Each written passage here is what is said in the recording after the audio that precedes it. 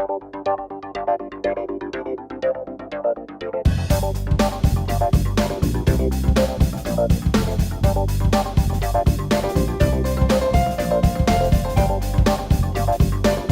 start with the calibration, you need to mount the switch in the switch calibration fixture.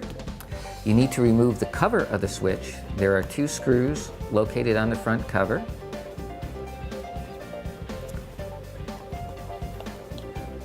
And the cover can be completely taken off the switch.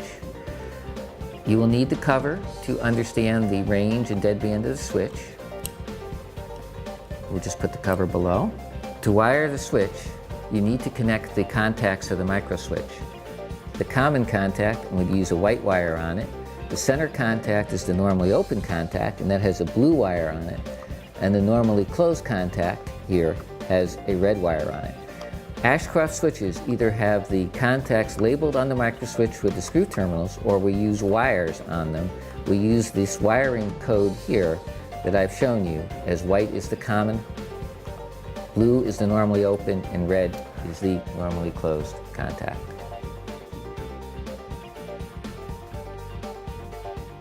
The first step of calibration is to exercise the switch to make sure it is operating correctly.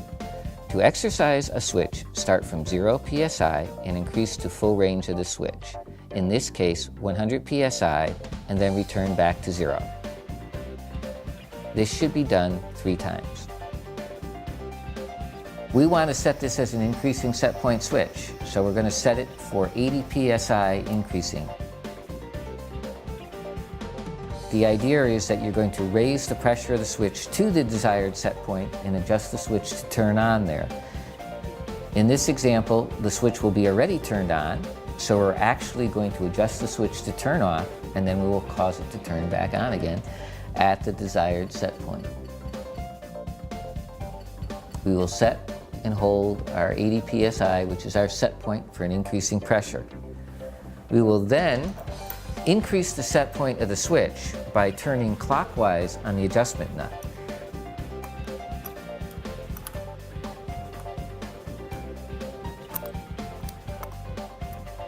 The switch is just turned off. At this point, we can now back it up. We're going counterclockwise, and if we do it very slowly, we can get a fairly accurate trip-on point. The switch just turned back on. To measure it exactly, we need to drop the pressure back to 0, and we do go all the way back to 0, and then we bring the pressure up to just before where it should trip, which is just before 80, and then bring the pressure up very slowly, and we can measure the exact turn-on point of the switch.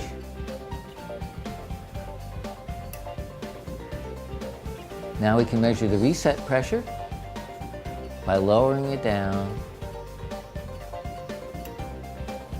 which is approximately 77. So this switch has a deadband of 3.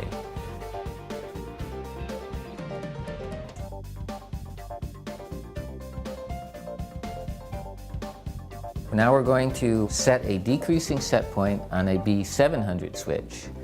The cover on the B700 unscrews.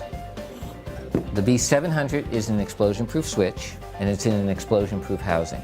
To exercise the switch 3 times to make sure it is operating correctly, take it up to 100, and we're going to set the switch for a set point of 20 pounds decreasing.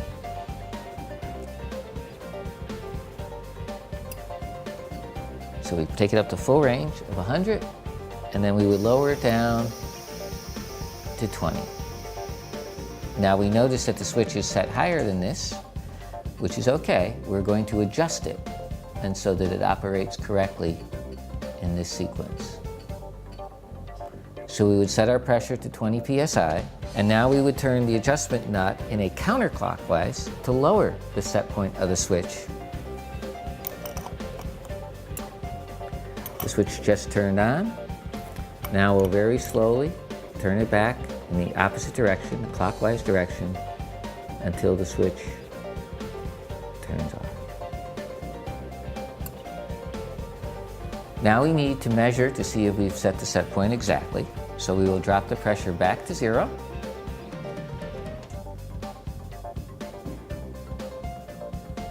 We will raise the pressure to 100 psi, full range of the switch.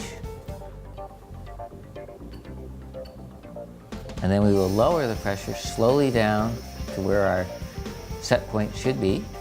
As we get close, we will start to go slower. And we will measure the actual point at which the switch turns off or deactivates. Light turns red. Now this is just a little bit lower than we want it to set at. It's at 19. So what we would do is we would go back and make another minor adjustment to the switch. So we would lower the pressure down to 0, take it back up to 100, bring it back to 20, and make the adjustment again.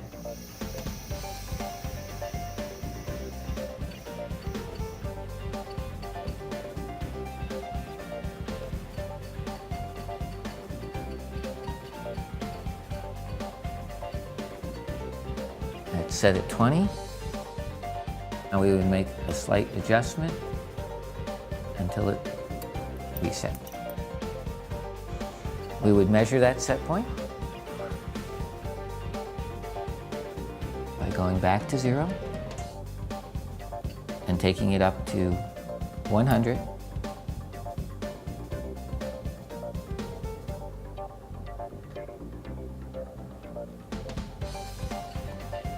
And then we would lower the pressure till approximately 20, and then slowly lower it down, and we can measure the actual reset point of the switch.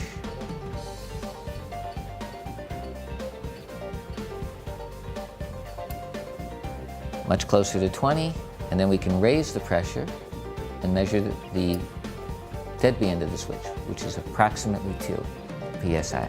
So that switch is now set. So we would repeat the process to verify that the set point is what it is. For set points on vacuum range switches, it is best to think of the set point as a negative pressure. So an increasing vacuum set point is a decreasing pressure set point, and a decreasing vacuum set point is an increasing pressure set point.